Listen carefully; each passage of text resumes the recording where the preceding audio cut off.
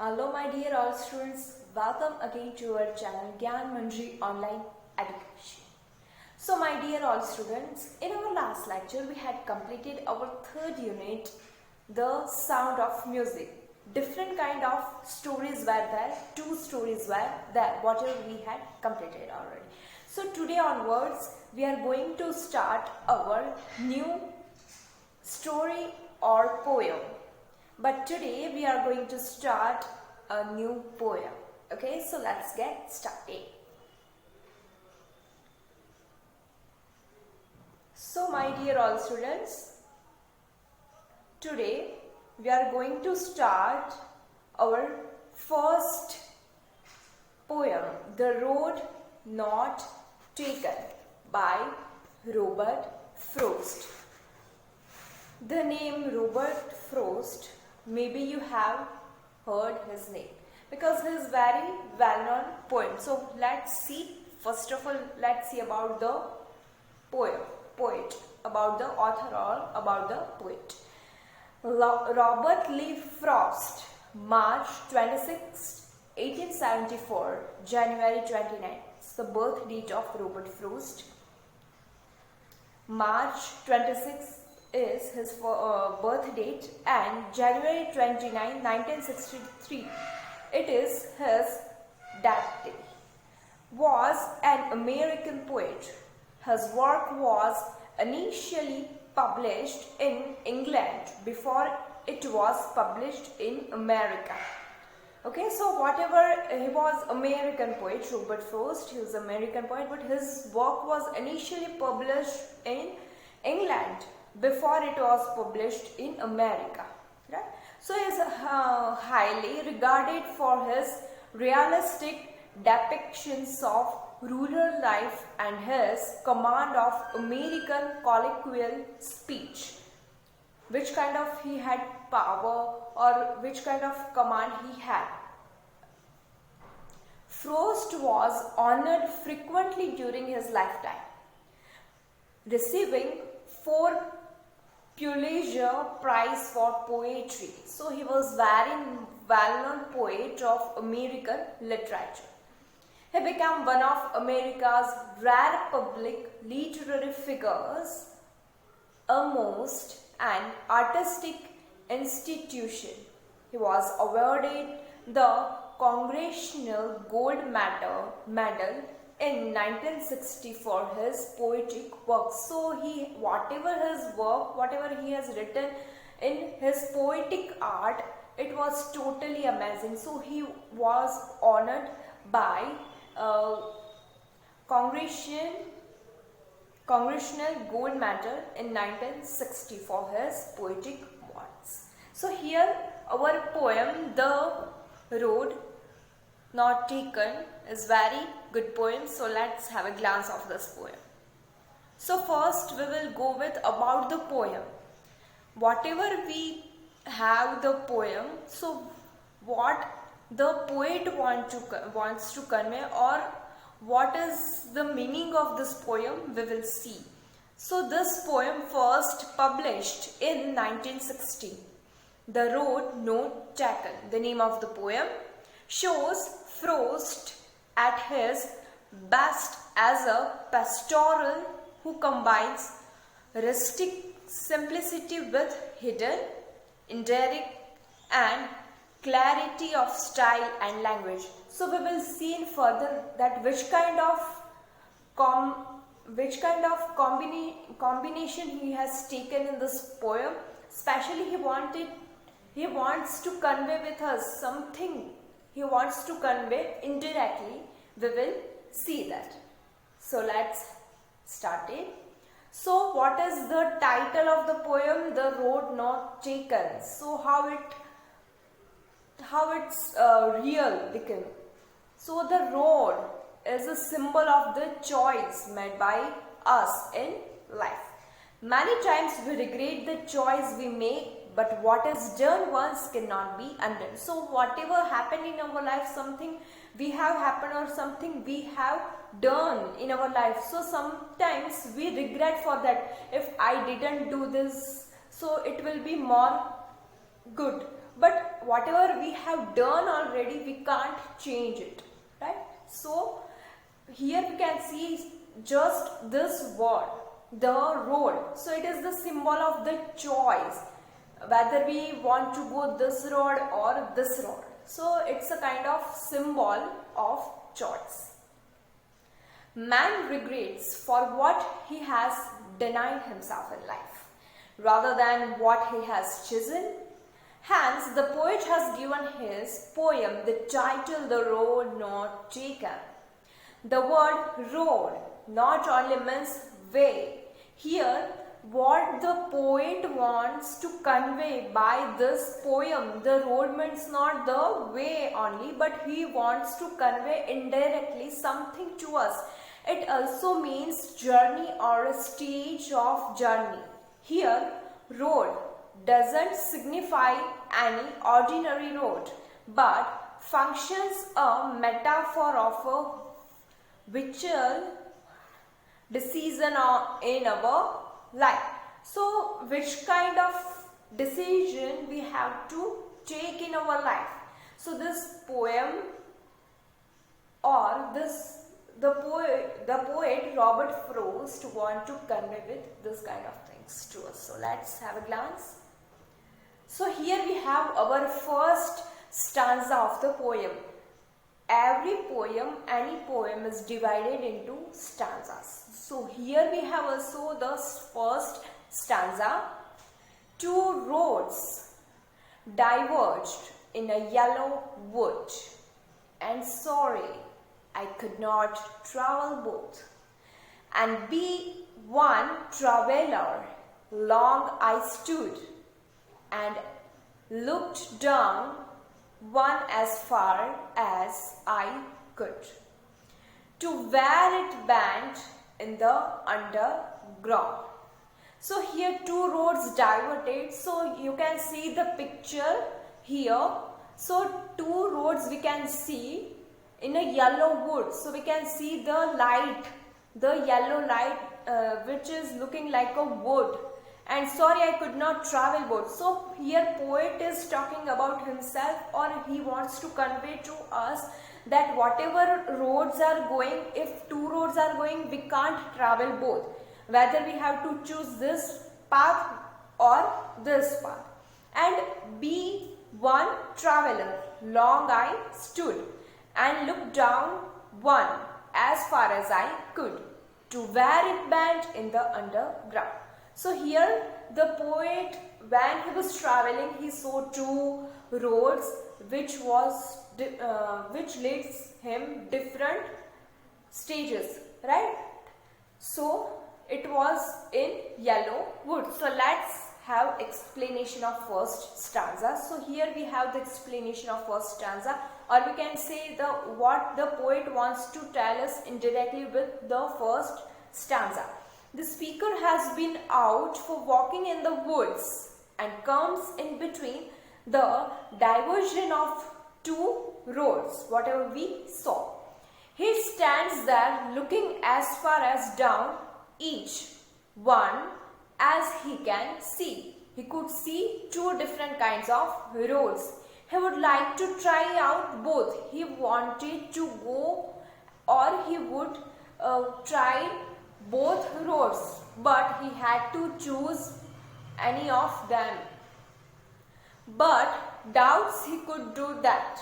So therefore he continues to look down the roads. He was looked down the roads, means he was thinking something for a long time, trying to make his decision about which road to take. He was thinking that which road he had to choose.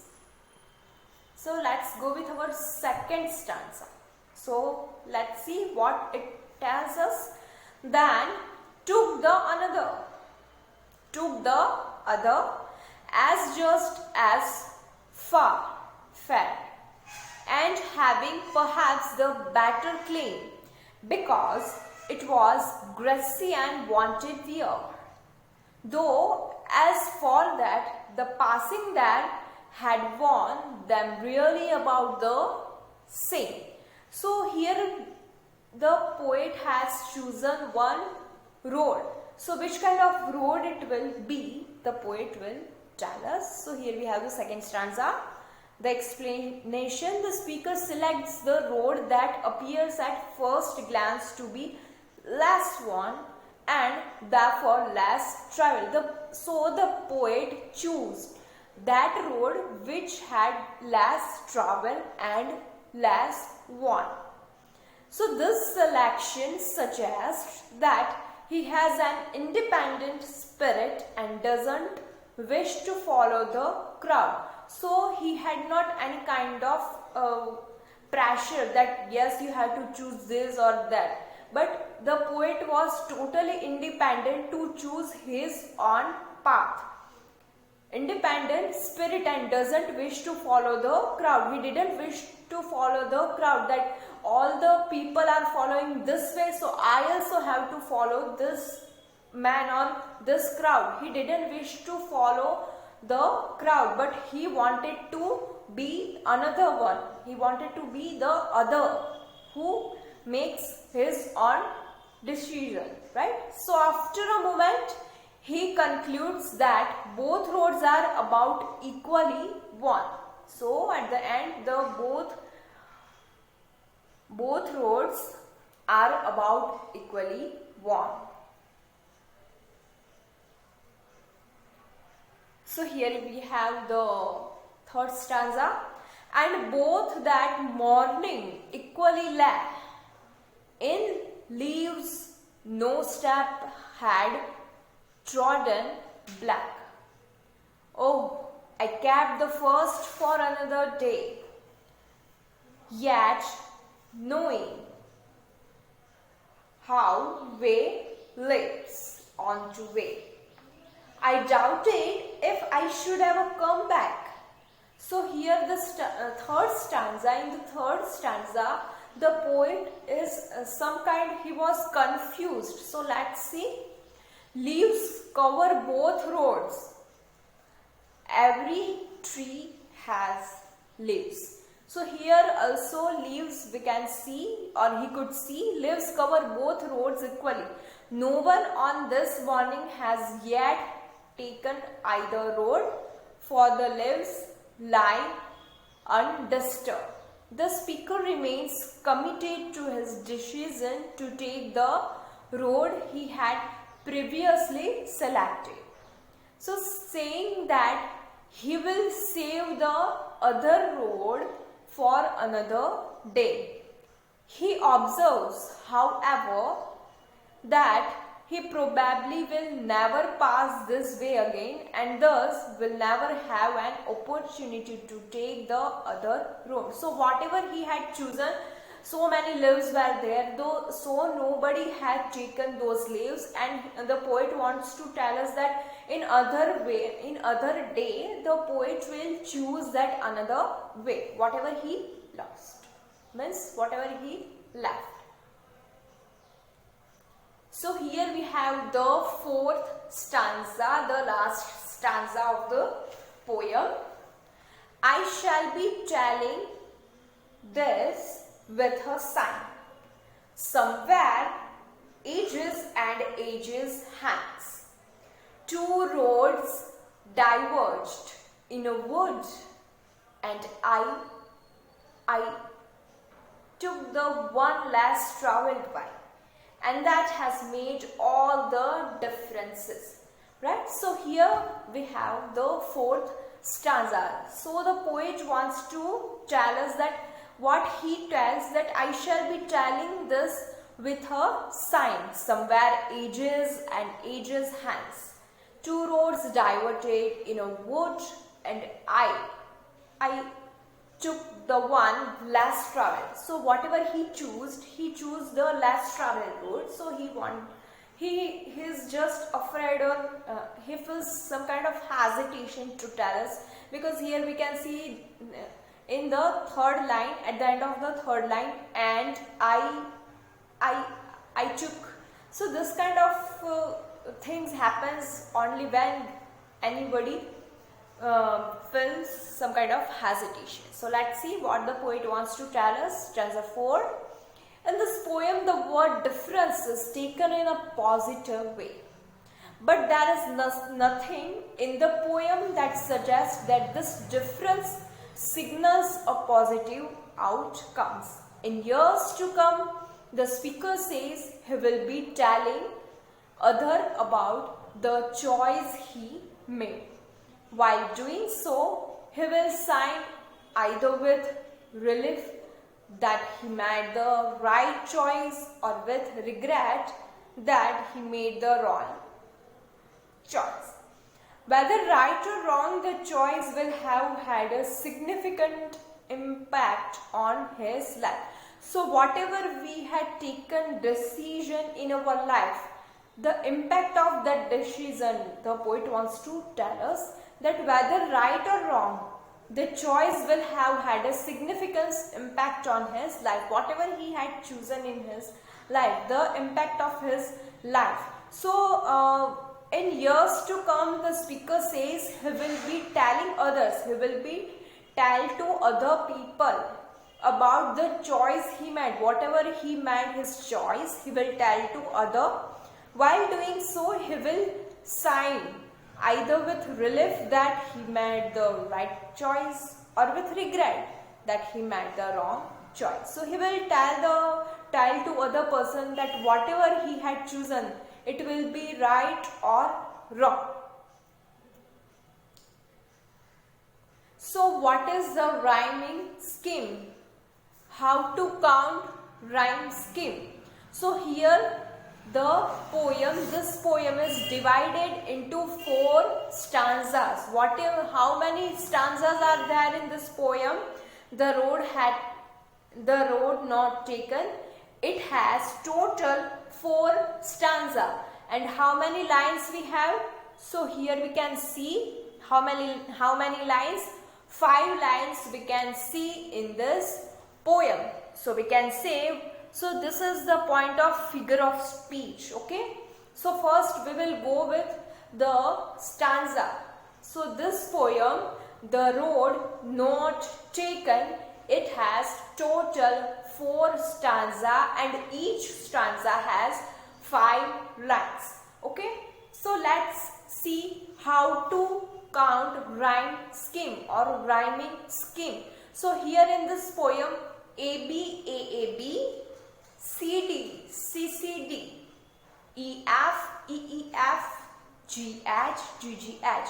So this kind of rhyming scheme works here. So how to say that which rhyming scheme works here? So here we can see in this poem. So in this poem, the very first stanza. So if you have not opened your book still, so please open your textbook and open your page number 15 from your beginning. So our first stanza, the roads, that stanza.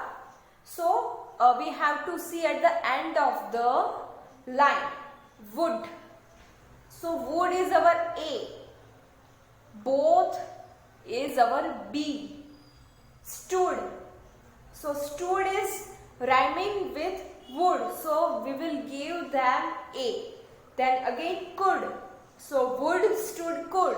They have similar sound, so we will give them again A sound. And fifth line, undergrowth. So it is our B. So in our next lecture we will see which kind of figure of speech are there. But here only just rhyming scheme AB, AAB, CD, CCD, EF, EEF and GH, GGH. So this kind of rhyming scheme or this kind of rhyming scheme works in this poem. Next, message of this poem. So what is the message of this poem? Robert Frost's poem, The Road Not Taken, seems to hold out the motto that life is a continuous journey full of divergence now and then. The important thing is to move on without looking back, whether the choice of paths taken was right or wrong. So in this poem, the poet had taken one decision, right? So he had two choice and he chose one thing. So whatever the thing was that, so poet wants to tell us that our life is a continuous journey which has full of divergence now and then. So the important thing is, what is the important thing? So the important thing is to move on without looking back.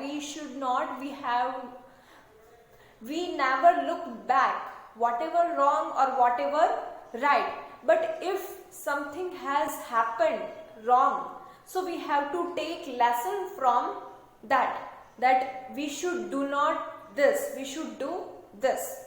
Whether the choice of path taken was right or wrong, the right or wrong are relative terms. We can't get everything in life and have to make choices. Whatever direction in our life takes is determined by the choice made by us.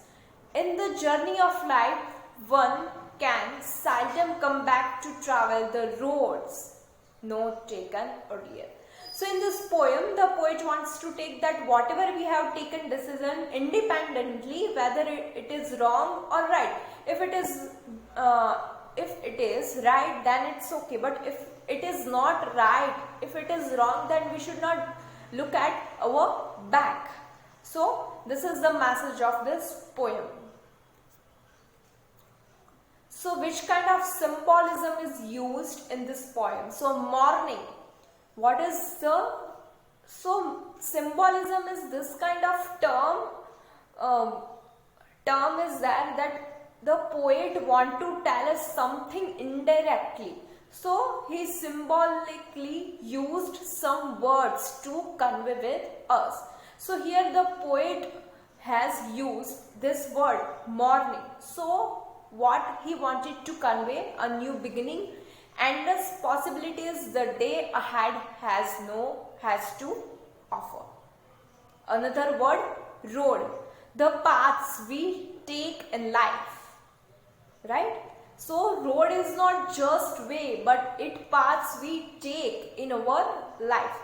So whatever decision are there, so many times it happens that some multiple choices we have.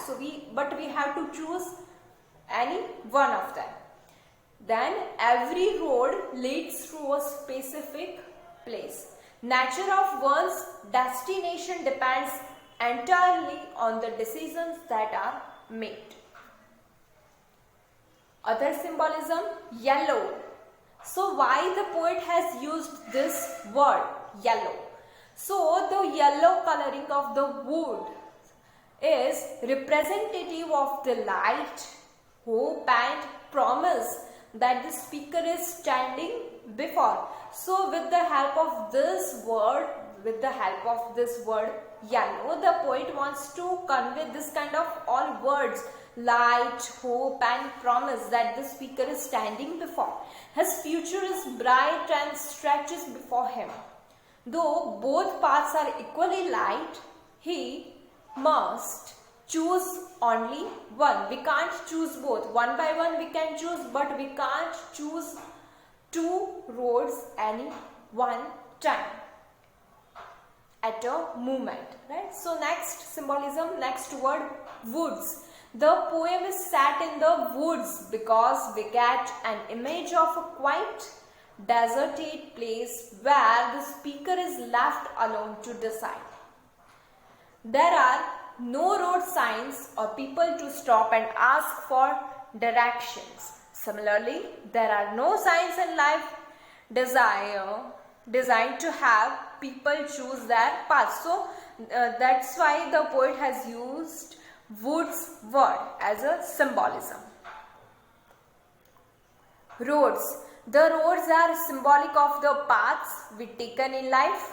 Every road leads to a specific place and the nature of one's destination depends entirely on the decisions that are made.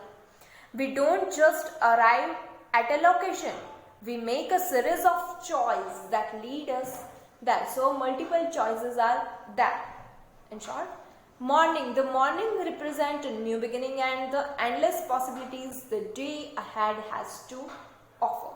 So here the poet sets the poem in the morning to reveal that the speaker is in the early years of his life and his future is spread out before him. So he was very earlier in his life.